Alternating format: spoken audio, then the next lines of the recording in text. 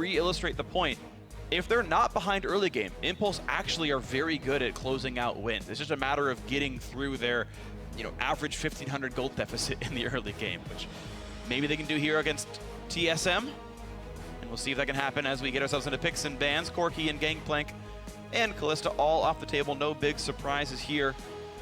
Gangplank, though we are on 6.4, he had received some changes to how he stacks barrels.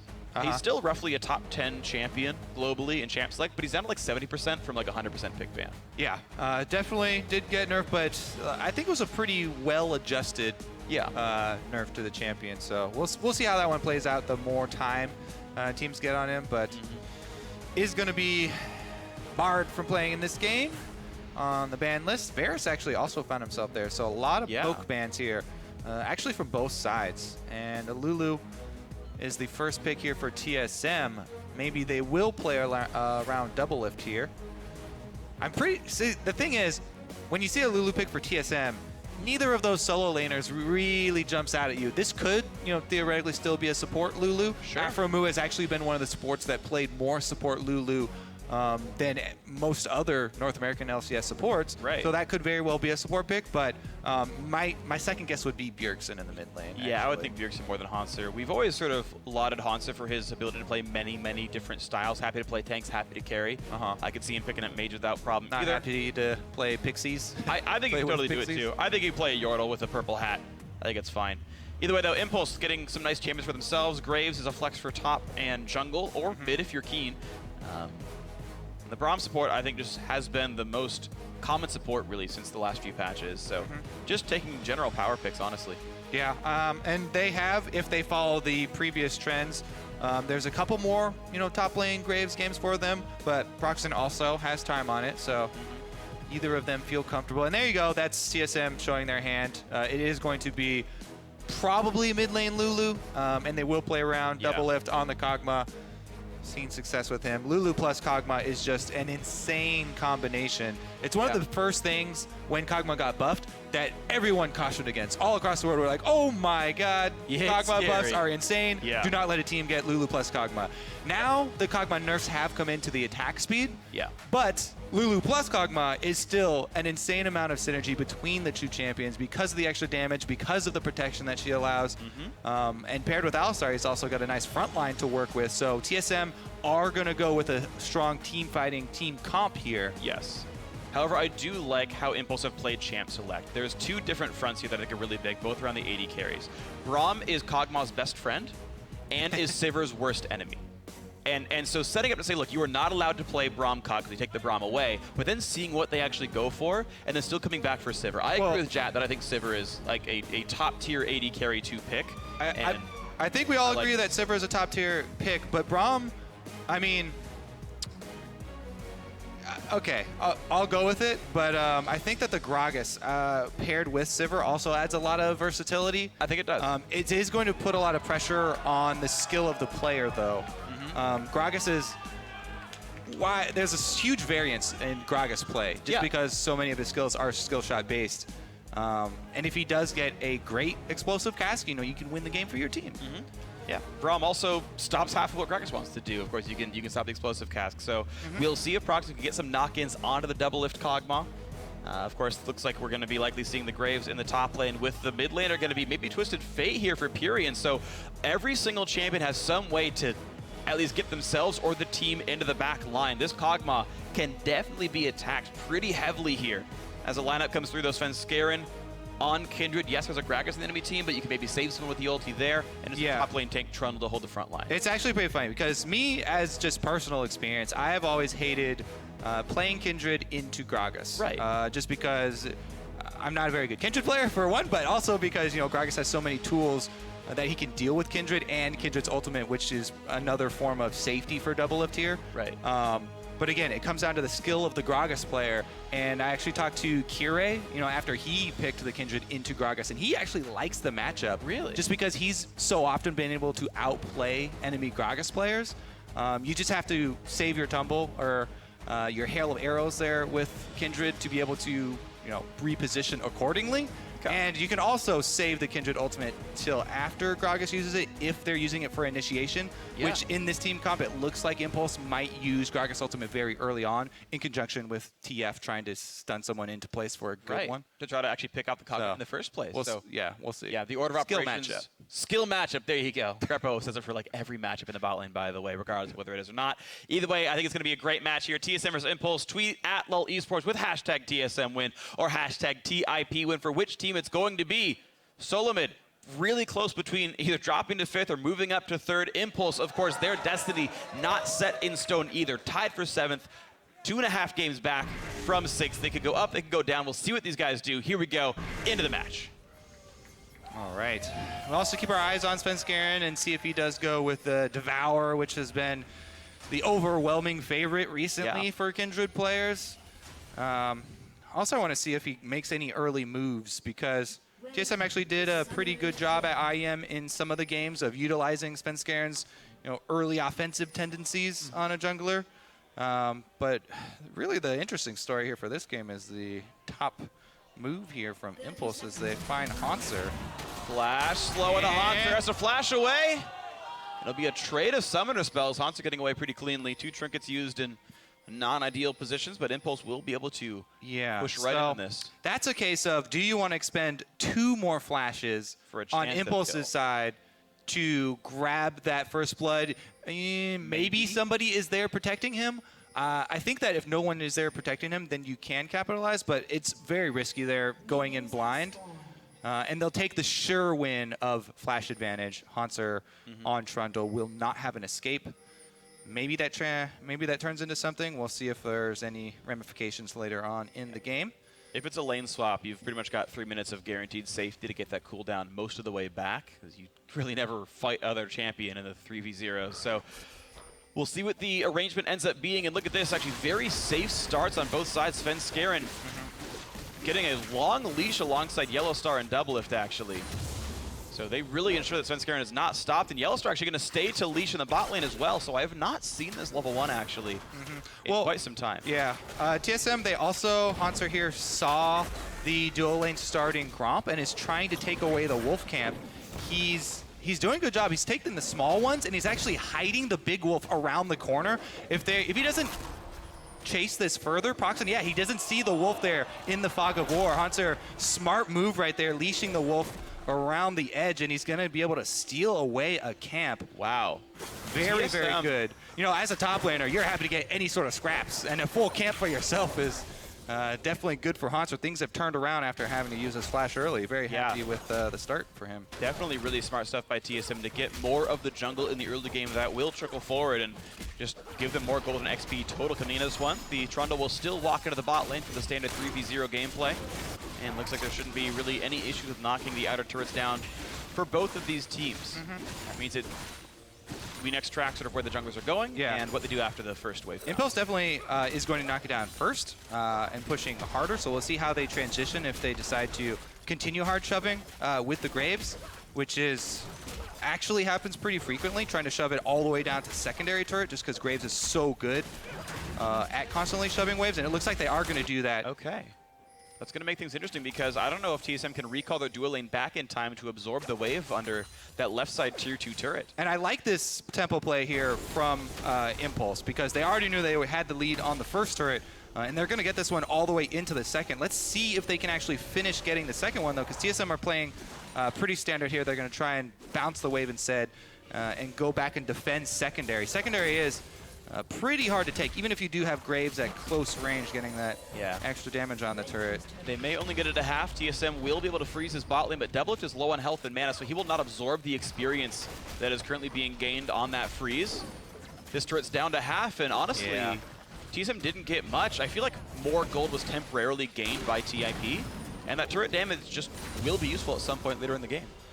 We shall see. I think that the tempo play was still correct here from Impulse, because as you say, the turret damage, whenever you have a Twisted Fate and a Graves, like a Graves in a solo lane like that is always going to try and shove lane and keep up the pressure, especially since their AD carry is Sivir, who has great wave clear, and can control side waves a lot easier than Kog'Maw can early in the game. We shall see. Svenskeren unlucky for him, the Scuttle Crab that was marked was the opposite from his lane swap strong side. So sadness. I believe Procxin was the one able to kill that first and deny the stack to him, but that is a very small part of the game. Now, the opposite Scuttle Crab has been marked, and just unlucky for him, lane swaps back here as Impulse hide on the pink ward and look to make a risky play here, committing so many people down bottom. Feng does have teleport, so he can teleport back up and try and catch the wave when Hauntzer puts it in, but flash for flash. Trade of flashes, yes. Svenskeren was waiting in the wings. It'd be, now it's a 3-on-3 with everyone around on this side of the map here, and Hauntzer has his own teleport.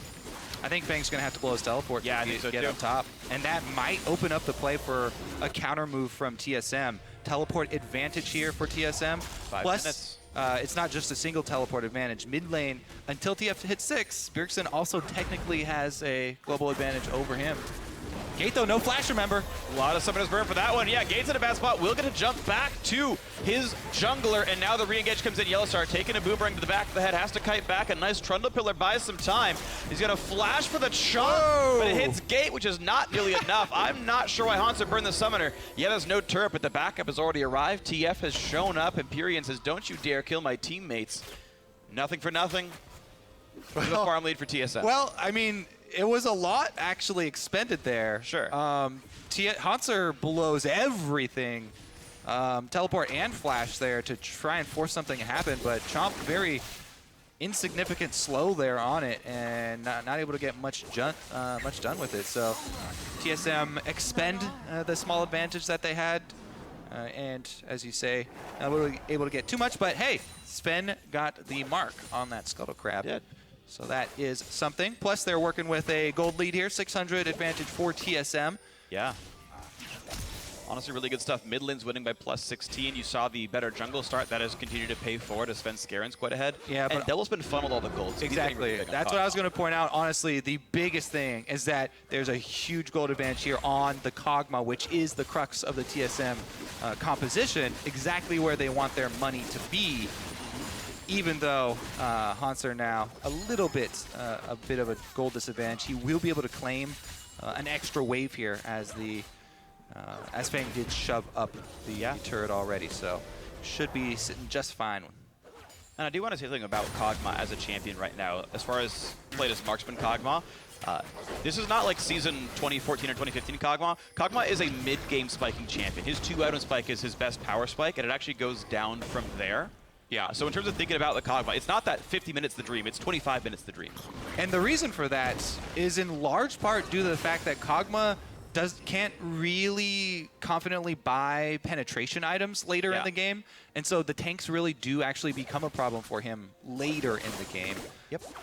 But much later, mid-game definitely. Yeah, it takes a while to start falling off, but there's something to keep in mind is that 60-minute game is not actually what the Kog'Maw wants here. Sivir, meanwhile, I think scales just incredibly. So yeah, she will just be able to bounce ricochets on people, they crit and they wreck people. So late game, I just kind of by default would give it to Impulse, but that is very far away from now. We see Svenskeren taking away the red buff on the top side of the map as Impulse goes for a dragon here. And as Solomid have just gotten back to equal in gold, Impulse will get the first dragon of the game, and that's going to feel pretty nice. Yes, during that time as well, TSM have DoubleLift farming at his turret. I want to see how long they keep it here, because he can actually keep it down bottom for quite a long time.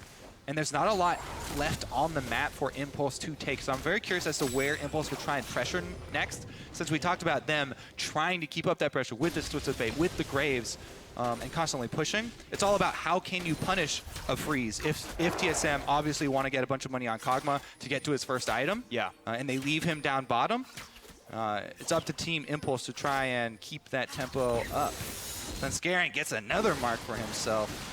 And now we see DoubleLift having to push out the bottom lane. The freeze broke, but no one on Impulse is here to punish at all. And there are no wards for DoubleLift. I can't see any vision at all from the blue side and this side of the map. This looks like just him begging for Destiny to show up down there, but looks like no one's going to punish DoubleLift pushing away by himself. Yeah, it's actually, that decision was made, for DoubleLift. The call was made for him to switch priorities from freezing into pushing and spamming all his spells because they have this deep ward up top. TSM saw the 3-man commitment from Impulse up top side, and so they wanted to push it out even with the threat of the Twisted Fate. Remember, they do have 2 teleports on TSM side as well. Here's Impulse, the next tricky bit. yeah. Yeah, so Impulse with all those resources still on the top side of the map, and of course they're on top of Scuttle right now, are taking Rift Herald, which means DoubleLift is still safe to somehow, and you should not do this in solo queue, at 9.5 minutes, solo pushing bot lane to tier 2 turret. Yeah, remember, these are informed decisions from TSM. This is not DoubleLift blindly, as people so much like to go back to those tendencies from him from years ago of side lane pushing. Conscious decision made due to the information that TSM gained from those wards and from the Scuttle Crab. We'll see if Impulse can actually capitalize on this Rift Herald, because they have actually given it over to Sivir. Can annihilate the waves and then add extra attack speed to the minions, but they aren't going to try and use that to finish off that secondary turret, which we thought might have later game ramifications. Turns out TSM have been able to defend for fairly long and haven't taken much more damage on the secondary turret, so hasn't been too much of an issue. Team Impulse, though, remember always that they, even though the gold is tied right now, they have an extra outer turret taken already. So there's more standing gold here that TSM can grab once they decide to make that move. Yeah, Solomid never actually knocked down that top outer because the trio came in time. So Solomid waiting to get that gold when they can. But yeah, YellowStar face checking into the enemy team, and he's only level 4. Gold card hits, he flashes and actually stays alive. Svenskeren re-engages, headbutt pulverize, makes Pirean flash away. Nearly dead as well. Gold card locked, but Gates taking tons of punishment. Has to flash away as well as the team just runs away off Mash's ulti. Yeah, in lane swap games like this, oh, DoubleLift! Flash headbutt, there's the pushback. Oh no! Feng's ulti misses, would have probably killed off the DoubleLift Kog'Maw. Yes, really definitely rough would misplay. Yeah, not much else to say about that, except for the ulti goes wide there from Feng. Ooh. He has had some hiccups with the Graves, even though he does like it. Has played it quite a few times. But yeah, Svenskeren also was holding on to the Kindred ultimate there in that little skirmish where YellowStar was getting a little bit low. And Bjergsen and Svenskeren actually do not double up on their life-saving abilities, as sometimes has happened in the past when they run 2 of them. Lulu ultimate did go down fairly early, so Sven was able to hold on to his ultimate. And the standing gold that we talked about will be claimed here. DoubleLift gets all the local. Yeah, that's actually the second time in a row it's happened, by the way. When the bot lane turret went down, they also gave all the local gold to DoubleLift as well. They've really just been prioritizing it. He gets the farm. He's the important one. Hauntzer, deal with scraps. Deal with it, homie, because it's all about the DoubleLift show right now. Yeah. The one thing, I do have a question for you as an AD carry main. To me, the Boots of Swiftness early on Kog'Maw really stands out as a question mark, because Kog'Maw, we also talk about, Kog'Maw likes to stand still for most of the time when you pop the W and won't be moving that much. Plus, cooldown reduction is great for getting more W activations off. Yeah. How do you feel about the early Boots of Swiftness? I don't super love Swifties. I get it in terms of like being able to chase people. They're cheap. More of an offensive. Yeah, like I would just personally, I just buy Berserker's Greaves, but I think what happened is DoubleLift backed on like exactly 800 gold, and so he couldn't buy his Blasting Wand. Is my guess on what actually happened there in terms of itemization, because he had to take kind of an awkward recall at a random point. As far as actually buying cooldown boots, the thing is the W cooldown doesn't start ticking till after W ends. So you have like 6 or 7 seconds on, then you have a 4-7 seconds off, which then gets shrunk by up to 3 seconds based on CDR. So you actually get less sort of returns than you might expect from cooldown reduction as an itemization choice on Kog'Maw.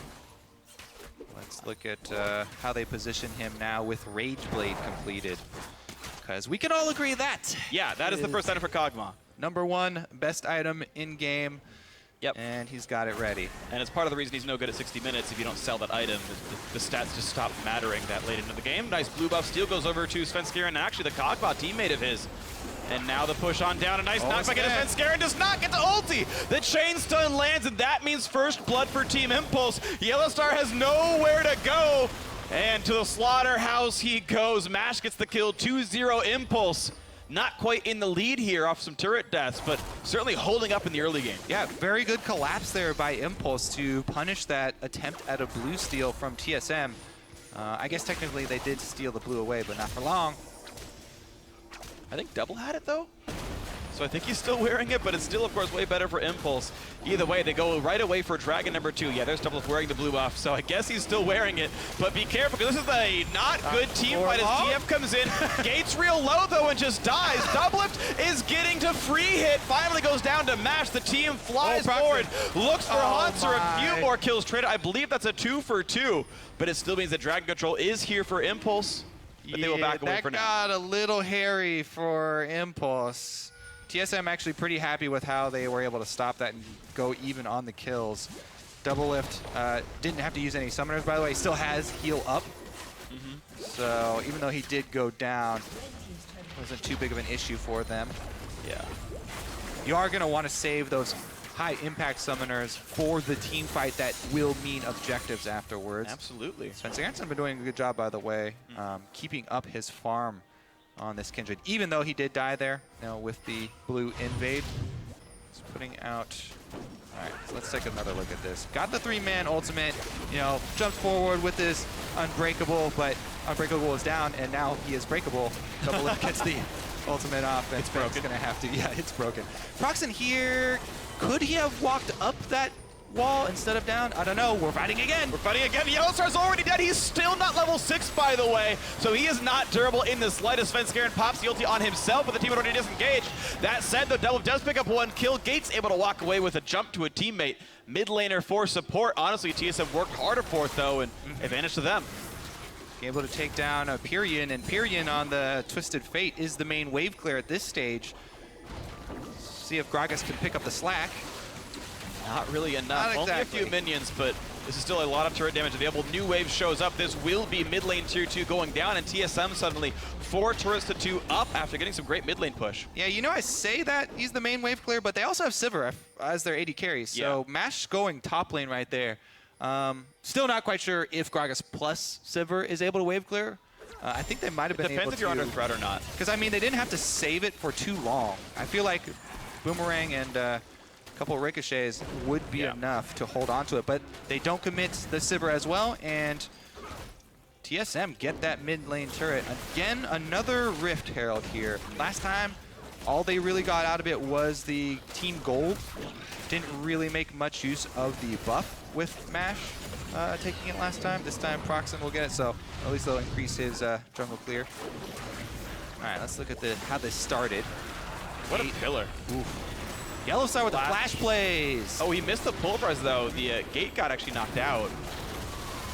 Really the burst there from Feng. This time, easy to hit in that corridor. DoubleLift comes to save the day for TSM here, and Svenskeren gets his ultimate off on himself. So DoubleLift's cutting there was way more impressive than it looked, because everyone's stacked on top of each other. I believe he actually moved between attacks and then still managed to click on Pirean each time. I don't believe that was like right-click ASK. So that is actually really hard to have the mouse accuracy to do that. That is actually impressive what DoubleLift did there. Definitely did, because Sivir was right next to him sometimes. Yeah. Especially if you're trying to quickly cancel your move on a Kog'Maw. Might get a misclick in there, but not for DoubleLift. Definitely always been a mechanical great as far as AD carries are concerned. And right now at TSM, mechanics are kind of all he needs, playing the Kog'Maw. He's going to get into the mid game as fast as he can. He did take a pit stop for Quicksilver Sash, which delays Hurricane, which actually he would literally just have right now if he didn't buy Quicksilver Sash. So damage is down, but it will help him get away from Twisted Fate ganks. And we'll see if that durability is enough for DoubleLift here as he puts down what damage he can. Mash has Essence Reaver done now, plus the Zeal. Once he gets Static Shiv, he'll really have some great AoE damage to deal in team fights.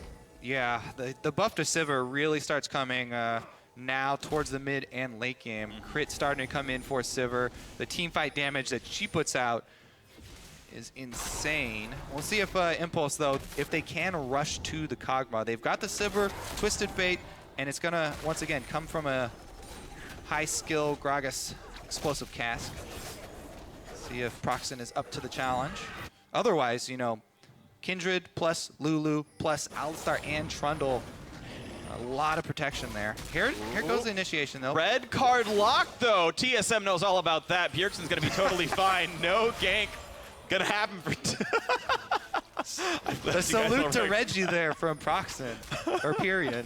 Yeah, no, it's fine. But still, yeah, mid lane under a bit of pressure. TIP can't quite push it all the way down. And keep in mind, that top lane, tier 2, got hit down to half HP as part of the initial lane swap game. And Impulse have not yet been able to get back to that side of the map. Oh, yeah. They are TSM right back up the mid lane. Not only are Impulse out of position, but they're down in gold value as well. Even if they find the fight, it's going to be hard for them to pull out victory, considering they're going to have to scramble for positioning here. Another turret here over to TSM. Feng going to try and I think this is a good finally finish the job they started early on. And with how little time he actually has to do this with the rest of the recalls coming in, he would not have killed us without the lane swap going the way it did. So the actual choices made in minute 3 of the game actually pays off as a turret kill here. So rarely do I see the turrets actually die because of that. Like, the team just ends up losing the game before that happens. But yeah, we finally saw that the choice to push paying off there. Impulse keeping the gold pretty close. Yeah, kind of a drop in the bucket though, because TSM, even though their gold lead isn't huge at 20 minutes. Sure. They've got so much of it concentrated on Kog'Maw, and it's all about the items. Gold doesn't really win you games. It's the items that you buy with those, obviously, and DoubleLift has what he needs right now. Not only does he have the 2-item huge power spike, but he's got a QSS as well. QSS popping the ulti, can't get him away. It actually pushes them out of the team fight. YellowStar pops ulti, so does the Kindred, so Svenskeren going to sit here, get the heal. TSM staying alive, ulti's popped. Hauntzer pops his own. Takes a tribute from his enemies, getting some health and stats for that one, but a 0 for 0. Ulti's burned for most people. Yeah, Lulu ultimate's still available though, so they still have some means to protect Kog. And they're going to keep up the pressure here. Hauntzer goes right back to split pushing. Both teleports, remember, still up for TSM, whereas Feng just used his on Graves. Yeah, so teleport's going to be an important thing. However, there's still a global up for Pirean, so he can maybe make some split pushing shenanigans happen here as DoubleLift retreats alongside the team over towards his Baron that, as of a minute and a half ago, has spawned on the map. And of course, Kog'Maw, yeah, real good at killing that thing. Yeah, Svenskeren about there. Looking for the play, flash to the gold card into the goodbye Svenskeren. Stayed out a bit too far. Another flash in for Gate. He looks for the chase in the DoubleLift. He was able to flash away to safety. Gold card to a minion, nothing else to hit. And hey, look at that, a nice pick for TIP. Now down to the bot side, Hauntzer does have flash for himself, as well as the cooldowns pretty shortly. Oh, but a great knockback, flash of the wall, goodbye, killed anyway. That was a great explosive cast by Procxin, and that steady advantage is happening now. Yeah, mid-game here, TSM kind of lost focus. They scramble to a couple different positions. Not quite sure where the top lane was right there, but one person gets picked off. Impulse are grouped as 5, able to chain that into a second kill and objective afterwards. So TSM, with the mid-game sort of loss of focus right there, do give something back to Impulse, who are clawing their way back into this one. But TSM never say die. They know teleport's up, so when he respawns in 4 seconds, he's there to join the team. And they lost 2 people and pushed top lane tier 2. Turret's almost gone. There's the ultis in. Gold card locked onto YellowStar, and here comes Hauntzer. The fight continues. Headbutt pulverize onto Gate, which means he's going to be dropping rapidly. And Double gets another kill, the 4th of the game for TSM. Hauntzer stunned up, but he is tanky in the front line. He procs the next target, and look at the damage on Svenskeren, pushing him around. Feng is next up. He will drop down. A shutdown comes through to the TSM jungler. A 2 for 0 this time for the blue team. Revenge for Sven there, and that is when TSM decides to finally blow all the extra summoners that they had stored up. Teleport for Hauntzer comes in. Gonna turn into a Baron for themselves. I don't see Impulse stealing this one. I don't either, Kobe. This one's gonna be going over the TSM.